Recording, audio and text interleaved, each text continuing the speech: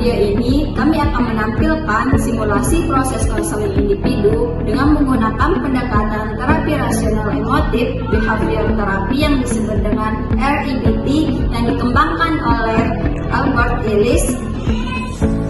Terapi ini berfokus pada mengubah pikiran irasional yang menimbulkan emosi negatif. Ellis juga menjelaskan bahwa sebenarnya bukan peristiwa yang menyebabkan seseorang tertekan atau stres, akan tetapi cara seseorang memaknainya. Konsep utamanya yang dikenal dengan model A, B, C, yaitu A, activating event, yaitu peristiwa yang memicu masalah. B, belief, yaitu keyakinan atau pikiran tentang peristiwa tersebut. Yang ketiga yaitu consequence.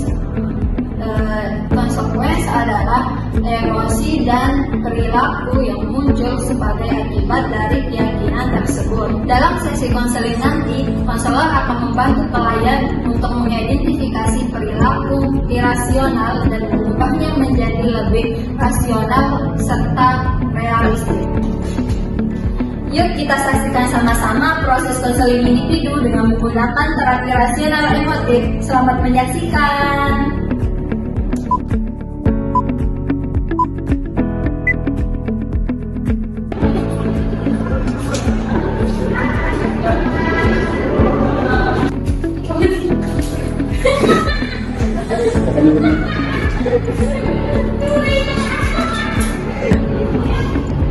Selamat pagi.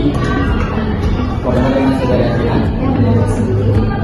Oke, sebelum kita melakukan sesi konseling ini, sebelumnya perkenalkan saya Ariel yang akan menemani saudara Tina dalam sesi konseling ini.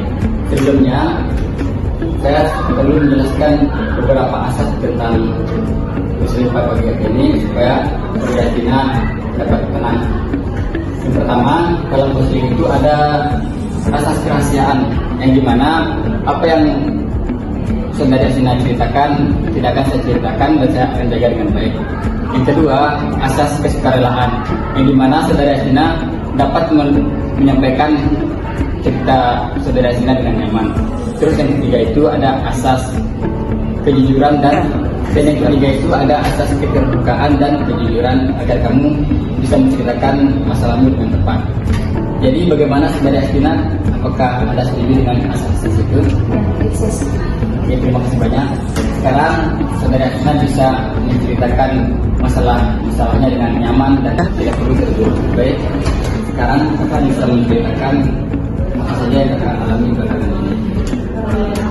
Ini saya merasa terus gitu kan. Terus nilai saya tuh benar-benar kurung, benar-benar jelek banget. Terus saya kayak ngerasa gitu kayak saya itu lebih kayak tidak sebanding sama teman-teman saya yang lain gitu.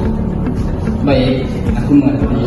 Di sini kamu merasa gagal karena kamu mendapat nilai yang jelek pada saat ujian kan? Terus kamu merasa minder dan merasa kurang berguna gitu. Benar begitu? Iya benar, kayak kalau kita gagal lagi, kita gagal banget gitu, saya merasa kayak saya bodoh gitu Pak. Baik. Kalau saya sebutkan, kamu dari peristiwa ini kamu mendapatkan nilai jelek. Terus kamu beranggapan bahwa kamu itu bodoh dan gagal. Akibatnya kamu menjadi minder, gak percaya diri, dan merasa gagal. Benar begitu? Sekarang coba kita percaya bareng-bareng ya. Memang benar ya kalau orang yang nilai jelek itu berarti dia bodoh. Enggak juga sih, tapi saya tetap merasa kayak gagal aja gitu. Itu wajar aja sih kamu merasa gagal. Mungkin pada saat itu kamu lagi capek, belum fokus, terus mungkin belum menemukan cara belajar yang pas saja. Coba dipikir-pikir, mungkin kamu ada kelebihan dari lingkungan yang lain. Ada sih Pak.